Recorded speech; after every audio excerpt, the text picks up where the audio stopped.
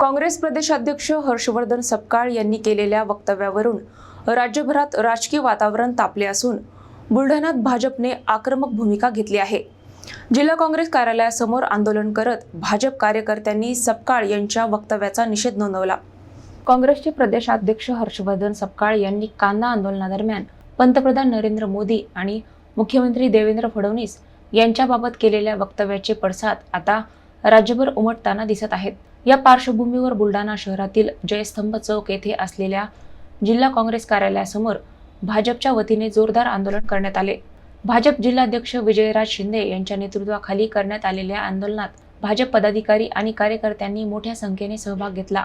आंदोलनादरम्यान हर्षवर्धन सपकाळ यांच्या छायाचित्राला जोडे आणि चपला मारत त्यांच्या वक्तव्याचा निषेध व्यक्त करण्यात आला। यावेळी भाजप नेत्यांनी हर्षवर्धन सपकाळ यांच्यावर टीका करत प्रदेशाध्यक्ष झाल्यापासून राज्यातील काँग्रेस कमकुवत होत असल्याचा आरोप केला। स्वतःचे राजकीय अस्तित्व टिकवण्यासाठी आणि पक्षातील स्थान मजबूत करण्यासाठीच अशा प्रकारची वक्तव्ये केले जात असल्याचा आरोप आंदोलनकर्त्यांनी केला। आंदोलनादरम्यान सपकाळ यांच्या विरोधात जोरदार घोषणाबाजी करण्यात आली। परिसरात काही काळ राजकीय वातावरण तापले होते। दरम्यान या आंदोलनावेळी भाजप जिल्हाध्यक्ष विजयराज शिंदे आणि जिल्हा उपाध्यक्ष चंद्रकांत बर्दे यांनी माध्यमांशी संवाद साधत काँग्रेस नेतृत्वावर टीका केली आणि संबंधित वक्तव्याबाबत सार्वजनिक माफीची मागणी केली।